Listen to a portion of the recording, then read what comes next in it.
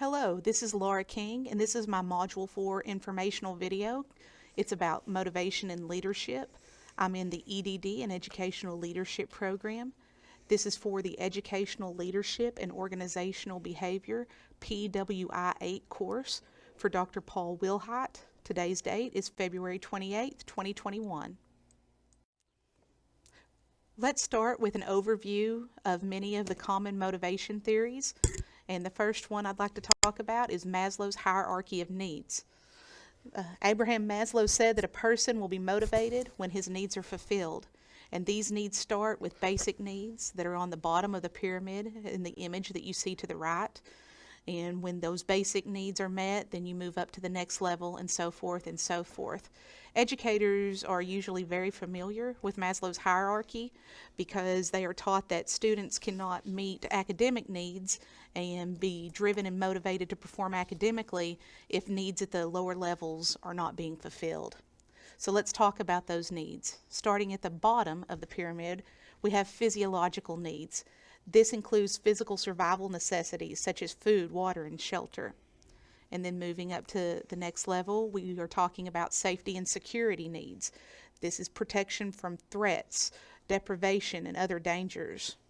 The next level is belongingness and love. This includes the need for association, affiliation, friendship, and other qualities like that. Then we move to the self-esteem and status level.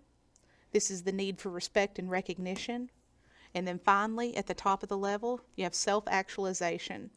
And this is really an opportunity for personal development, learning, creativity, challenging oneself, things of that nature. Self-actualization is the highest level need to which a human being can aspire. The next motivation theory I will discuss is Hertzberg's two-factor theory.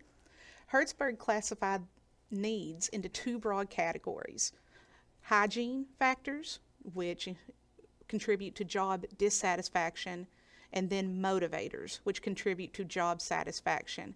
And as you can see from the image on the right, motivators include achievement, recognition, the work itself, responsibility, advancement, and growth. These are things that motivate people because it gives them satisfaction within their jobs.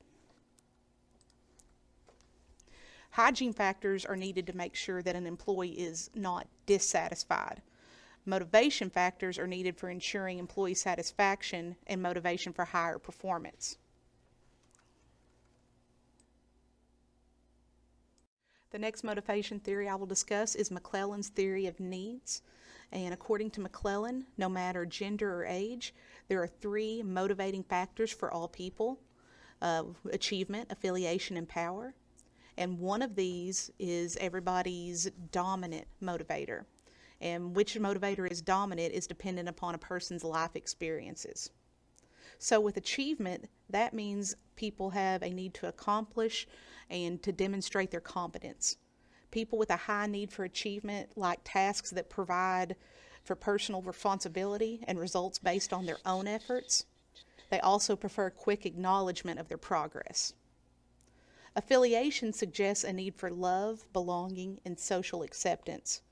People with a high need for affiliation are motivated by being liked and accepted by others.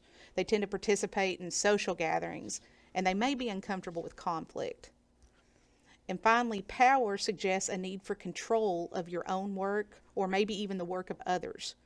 People with a high need for power desire situations in which they exercise power and influence over others. They try to get positions that have status and authority, and they tend to be more concerned about their level of influence than about effective work performance. Now let's talk about how a leader can use motivation positively in the workplace. In our textbook, Owens and Kaplan discuss the psychological contract employees have with their organizations. Really, this is the unwritten expectations of leaders and employees concerning values, expectations, and obligations that leaders and employees have with each other in an organization. Both parties, leaders and followers, expect certain things from the other party. When employees feel that this contract has been broken, motivation decreases. Leaders who strive to uphold their end of the contract through fairness, good working conditions, and overall excellent treatment of employees will motivate people to care more about work. They will work harder and be better members of the organization. When leaders meet the expectations of employees in any workplace, motivation of employees will lead to more organizational success. Some other ways that you can use motivation positively in work settings include giving positive feedback to your employees as opposed to negative reinforcement. People respond to praise. They respond to knowing that they've done their job well and will continue to try to strive to get better if a leader gives positive feedback and coaching comments as opposed to consistently beating them down or telling them what they did wrong. Another way to make motivation positively work in the workplace setting is through the use of incentives. Everybody likes to have a goal. Everybody likes to have a carrot to chase if it's a carrot that they want to eat. And when leaders can incentivize good performance, that will motivate people. This leads to questions of how a leader can develop motivation in his or her organization.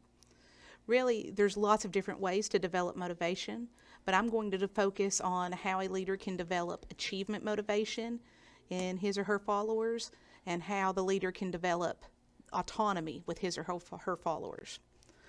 As far as achievement motivation, many people are motivated by reaching their goals, achieving status, doing well in their desired fields in the organization.